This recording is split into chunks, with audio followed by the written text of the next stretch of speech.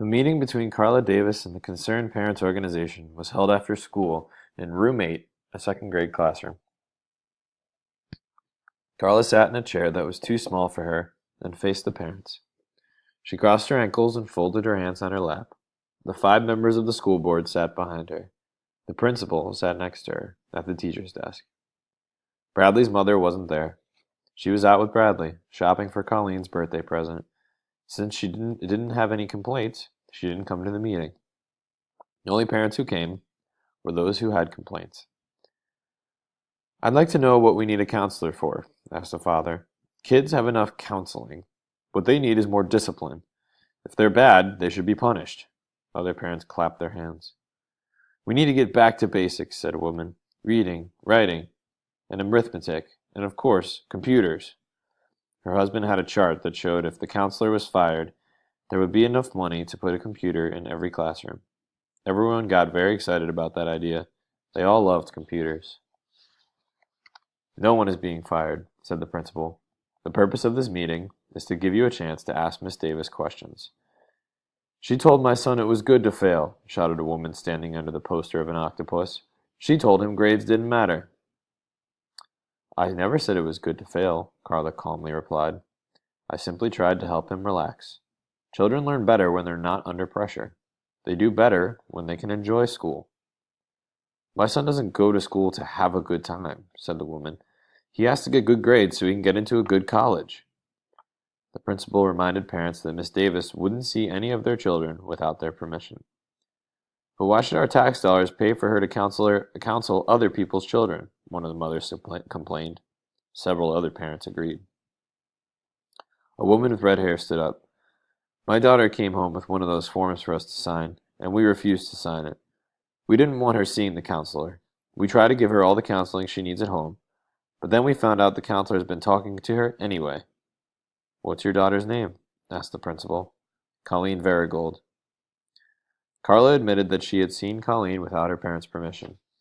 "Colleen came into my office very upset, and she had to talk to me. She said it was an emergency." "What kind of emergency?" asked the school board president. "It was something very personal," said Carla. "But what was it?" asked the school board president. "I'm sorry," said Carla. "I never repeat anything a child tells me." She knew Colleen wouldn't want everybody in the room to know she had gone into the boys' bathroom. "You're not supposed to see a child without her parents' permission," said the school board president. "Now, if it was an emergency, then you might have been justified. But we have to know the nature of the emergency." "I'm sorry," said Carla. "You can tell me," said Mrs. Verigold. "I'm your mother. If there was an emergency, don't you think I should know about it?" "Ask Colleen. If she wants to tell you, she will. I can't break my promise to her." "But Colleen's just a child," said a member of the school board. "You don't have to keep promises to children." "I do," said Carla. "She's been trying to make her change religions," said Colleen's mother. "Colleen came home from school and announced she didn't want to be Catholic anymore. She wants to be a Zen monk." Carla laughed, though she knew that was a mistake.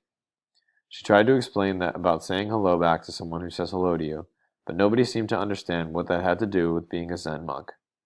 "You're not allowed to teach religion in public school," said the president of the school board, "and you weren't even supposed to talk to her child in the first place."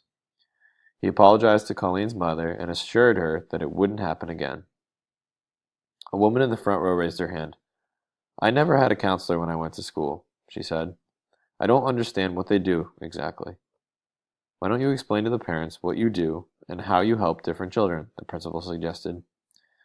"Mostly I just talk with them," said Carla. "I listen to their problems, but I never tell them what to do. I try to help them learn to think for themselves." "But isn't that what school is for?" asked the woman. "To tell kids what to think?" "I believe it's more important to teach them how to think instead of what to think," said Carla. But if they do something bad, don't you tell them it's wrong?" asked the man sitting next to her. "No," said Carla. "I think it's much better if they figure that out for themselves." "What if there was a boy who bit his teacher?" asked the father. "What?" Carla exclaimed. "Would you tell him not to bite her?" he asked. "No, I'd talk to him about it and then try to find out why he had bit her, but—" "What if he keeps on biting her?" asked the man. "What if every day he sneaks up behind her and bites her on the butt? Then what would you do?" This is getting ridiculous, said Carla. Tell him what you do, said the principal. Carla sighed. I try to help the boy understand the reason he wants to bite his teacher, and then help him reach the conclusion that he shouldn't do it. How long would that take? Asked the woman. I don't know. A month? Possibly. And meanwhile, she keeps biting his teacher, said the first man. She could get seriously hurt. She could die, said another man. How would you feel then? What if the kid had rabies? Someone else shouted. Don't you think he should get a rabies shot? I bet you'd feel differently if he bit you on your butt, someone called from the back of the room. Everyone began talking at once. What if he bit you? You'd punish him then, wouldn't you? Then you wouldn't wait for him to think for himself, would you? Not if he bit you. What if he bit you? Carla uncrossed her ankles, then crossed them the other way. As she looked at the angry group of parents, she had the horrible feeling that they all wanted to bite her in the butt.